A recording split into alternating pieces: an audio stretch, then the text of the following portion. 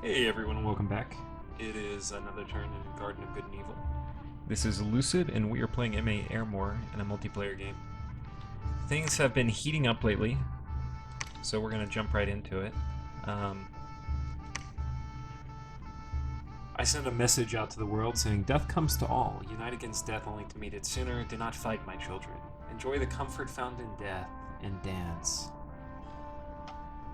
I've been taunting everyone in messages. This is a role-playing game. I don't think I mentioned that at first, but we kind of asked everyone to assume a character at the beginning of the game. Everyone was free to do their pretender design and nation kind of builds with the full intent of winning, trying to maximize their strategy. But for their character and for communication, role-playing was encouraged, and to the extent that it fits into diplomatic strategy, it was also encouraged. But nations don't have to go to war with nations that they would be aligned with in the game. So, for example, Asphodel and I are not really friends, nor are myself and Scalaria. Though maybe I could push for it, we'll see. So the war wages on.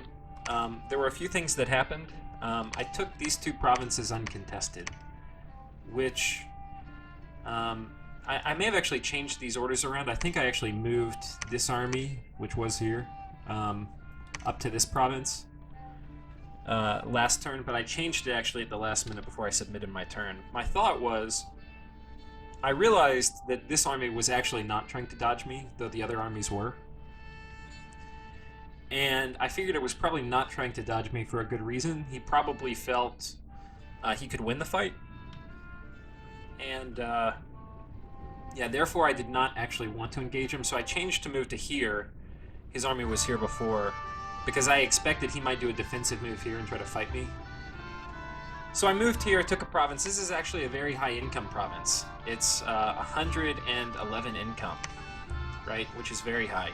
I took this province uncontested, but here we actually had a battle. There was a big battle, so we can watch it. You can see I won, but it was actually pretty close. So here we go. Putting in fast forward. These are so his setup. He has 4 of these little communion slaves, right? And then he has these folks who are H2, and they can also communion. So they have entered as a communion master. So what this means is that when they get 4 communion slaves, they actually become H4. So they're very strong at banishing, which you can see. Look at all the damage that did. It does 17, 18 damage. So it instantly kills these guys. And they also, when you go up higher levels for banishment, it also increases magic piercing. So it's much less likely that my troops resist. These are Chaff Lobo Guard. They're the cheapest recruitable Chaff in the game in terms of the amount of HP you buy. They have low protection, low defense, but they have a huge amount of HP for a 5 gold unit. They don't do too much damage. They have a low attack, 12 damage attack. But look at these. These are Sacred Troops. They have a very weak bless, only Reinvigoration 2. But they're almost 90 HP. Poor attack and defense. Decent magic resistance, high protection. And they can trample, and they have 50 morale. So these are kind of the perfect elephant, is a way to think about them. They're size 6 also. So we're going to see what they do to these guys, and it's not going to be pretty, I'll just tell you. Okay, so they trample. Another thing about trample is I have Blood Vengeance. Trample does not get affected by Blood Vengeance. So my guys are not going to reflect damage back. Not like it would be a huge deal versus a 90 HP unit. So you can see while my guys are killing the chaff, these guys have come and killed my elite troops, which is not something I'm very excited about. And his banishment spam is going, so he's happy. I'm able to put some damage on this guy, but he's still at 80 HP. I've done more, he's at 58, but they've trampled my other elite dude. He dies this turn. So you can see they made pretty quick work of my knights, which is okay. These are actually really rare. The only way Riley can get them is through entering the Void Gate. you've got about a 1 in 20 chance of getting them. So they're very rare. He probably has only gotten one so far this game. So this was his best army he could throw at me. Once the battle was lost, the Communion Masters ran, leaving me to kill all of his Communion slaves. But you can see I kind of barely won. But it was a pretty critical victory. So this was really good. I expected he would move here to kind of get the waterfront, and now I can go back and claim all 3 of these lands, probably before he has another army ready to come on land. So this will be I lost a turn of income off this province, but I'm going to get it back, and then I'm going to gain income off this province. So all in all, it's actually probably good that Ryla declared against me. I also can start now invading the water since the sword has been drawn. There was also a big battle here. If you remember, before I had a big army here, so we had a very high attrition conflict. So as you can see, he's got a bunch of tigers. The bless that they have is a blood bless. So he probably has a blood fountain, if I would imagine. He's got a B9 bless. I put these Solus in front to soak up some of the early banishments, which you can see they're doing a fine job of. And I had these guys on attack rear. Look how far they move. That's from being having unholy power, right? Because you can see their attack is buffed from unholy power and quickness. So these guys have a huge amount of move, 40 move. You can see they've already made it to the back, and they are going to do a lot of work here. He has a bunch of troops on guard commander because he was probably expecting this, but these guys are doing a ton of damage. However, you can see that the Blood Bless is actually very good on these troops because that 4 damage goes to 3 attacks. So it's a very efficient bless, and we can see it'll also help kind of counter my dudes in a moment. Back here is my Archbishop. I've got him at the back in case he needs to run. But you can see these my knights have kind of cleaned up here, so they've done some work. Bandar has routed, so I'm going to be killing all his tigers. Now something weird is about to happen, and if any of you know what's happening here, let me know. So let me show you. I have not routed. Here is my Archbishop, right? I have 4 troops left. I've seen this battle before, right? Whoops. Let me pull up, zoom back. Okay, so I have now won. There are no troops of theirs left on the battlefield, right? It's about to go. Bandar log has routed. I have 3 troops left, right? Let's look at their HP. There's a 12 HP, there's a -2, and there's a 14, right? Okay, now over the next few turns, as the turns expired, you can see all my guys go back up to positive HP, and I have 3 of these troops left. Now look what happens. I only have 1 left. Somehow the 2 of these guys got murked. I don't know what happened here. I'll show you the battle report. So you can see it looks like I lost 8 out of 9. I have no idea what happened here. I'm very confused. The only thing I can think is that maybe some of my troops went below 0 and then came back up and it counted them as killed. That said, that's not the way my understanding of the Death Bless is supposed to work. If you go into negative HP with the Death Bless with undead troops and they regenerate back up, they should definitely still be alive. In fact, I think they even stay alive even if you don't have regeneration, but I'm not totally sure. So I was very confused by that, and losing 2 of these, it's not a huge deal, but it's a kind of big deal. I would have really liked to have had them. So, all in all, that was a really good turn. I didn't get any of the Nazcan armies off the board. Oh, the other thing that was important was this guy claimed the Throne of Flames, which is this. So, there were some bad events. So that was it. That was this turn. What I'm going to do now is I'm going to load up. I'm going to load up the moves that I made. It ended up taking a ton of time to play the last turn, so I went ahead and did the moves ahead of time. So here's my plan. And this gets into the other player's psychology. This army is not trying to fight me, right? This army is going to try to raid. That's my full expectation. So I'm going to take this throne because I don't want him to have it. This army is trying to fight me. So this army, if it's trying to fight me, is probably, it could move here as a defensive move if it thinks I'm going to attack here. That's very possible. So it's possible he moves this army here. He could even have this army move to meet it. It's also very possible he could attack one of these two provinces, right? And it's very likely he'll attack this province because, as you can see, it's a very high income province. So what I've decided to do is, even though this army for the past 3 turns has done defensive moves, I believe it's been doing defensive moves in order to try to have a conflict. It wants to fight.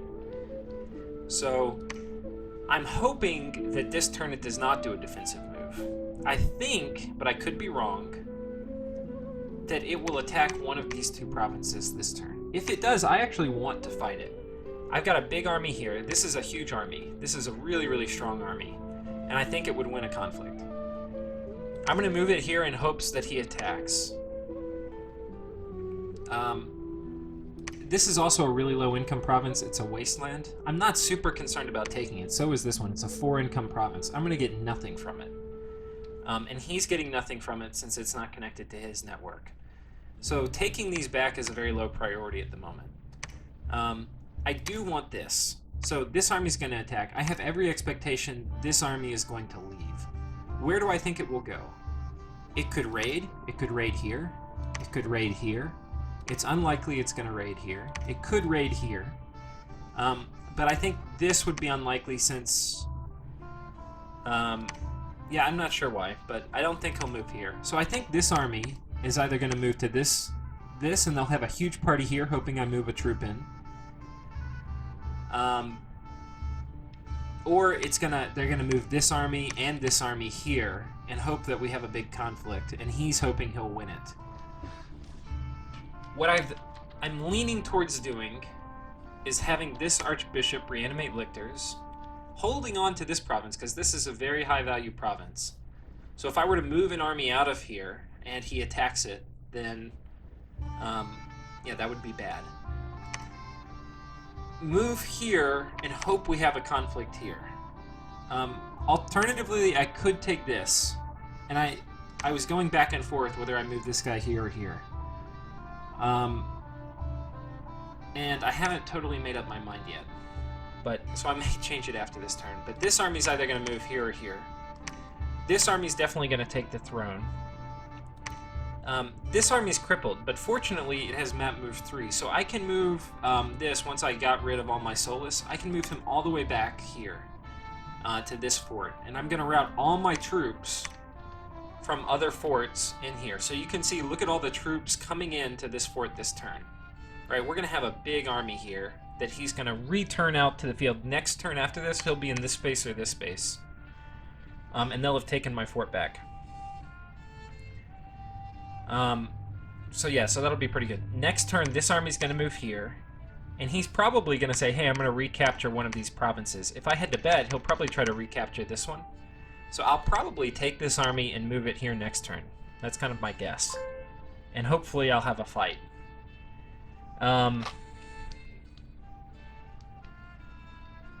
So that's all good. This guy, I'm planning on him building a fort here the turn after. In terms of my capital, I'm going to revive another archbishop.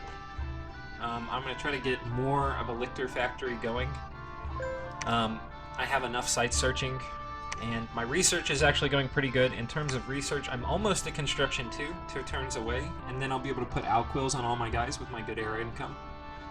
And after that, I'm not going to have game-winning research, but I will be able to hit some basic research objectives, which you're not always really guaranteed as Ermor. Unless you can find a good independent recruit, you're really not going to get any research. So I'm pretty happy with how this is going. To get an independent air mage is really lucky. In terms of ghouls, I have drained this population down to 0, so I'm going to be moving these troops out. These priests are going over here because I've still got 3,000 population left to turn into ghouls. these priests are going to go here, because this is really where I want to build my next fort. With the goal that I can fort the throne, and then also start to fort here. If I can get these 4 provinces fortified this year, that would be very good. Or not this year, but I don't know, in the next 8 turns. That's kind of going to be my goal. Here we've only got a few turns of ghouling left. There's a lot of turns to ghoul here. I've also got, if you look, I'm moving some ghouls around. I've got a bunch of ghouls on this guy, which I'm going to drop off in this province, because despite having one guy reanimating ghouls here, I only have 240 population left. So this is one of those provinces that got turned into a fort late, and there were no priests to convert the population to ghouls, so I'm going to go ahead and bring some down here. The goal in doing this, of course, is they can't take any of my forts quickly. If they put an army on a fort, it's going to be very difficult for them to one-turn crack it. And then if they have a small army, they'll never be able to crack my forts. So my goal is to make them, if anybody wants to take a fort, they have to commit a huge army for a significant length of time. And that'll give me plenty of time to respond. Because I really can't afford to lose any forts and have a chance at winning the game. So that's the basic thought process. This is the only move that's not... I'm not really sure about whether I should move here or here. I do want a conflict. But if I take this province and he takes this one, then that's unfortunate. If he moves all his troops here and I move here, then I just kind of wasted a turn. The other thing I could do is I could move here, but I really wouldn't do that. I'd probably move here or move here. So I'm not really sure. The other thing he may do is he may sit his troops here thinking that I'm going to attack. It's very likely he attacks this province with this army. If he attacks this province with this army, it's also very possible he attacks this province with this army. If I were him, the most predictable move would be attacking this province with... I forget, you can't see my mouse. With this army. And he'll attack this province with the throne army. So, those are the moves. We'll hope it works. We see Stalactite walking back. This is the problem. I'm playing MA-Ermor in another game. Actually, in 2 other games. And I love them, but this is the problem. If you remember, about 4 turns ago, I beat him up here, and he was here. It takes him so long to walk all the way back. So he's actually just doing the walk of shame back to his capital to pick up more troops. Yeah, if I actually had calculated it, I could have predicted the turn he moves into this province and maybe taken it from him. But for now, I'm gonna leave him be. The other thing you can notice is almost all the human troops have died off in this throne. That's another nice thing about playing Ermor, is the population is close to 0 now, and that means there's no supplies. So all the troops starved and got diseased. So that was nice. So now really I need to send some guy capable of killing all of the Watchers and the Monolith, which is no easy task. Killing Monoliths is hard. Not sure how I'll do it, but that's the idea. The other thing I'm doing is I'm sending this guy into raid. So I'm expecting very low PD. I'm expecting he'll move this army here. And it's extremely likely I'll never see this Mountain King again, so I don't like losing commanders, but I'm going to commit him to raiding. If nothing else, it's going to make him put a lot of PD in this province, where I'm sure he's building a fort.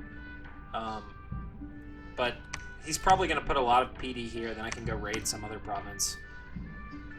We'll see. The only bad thing about raiding is it's going to make this army moving out in this direction less predictable.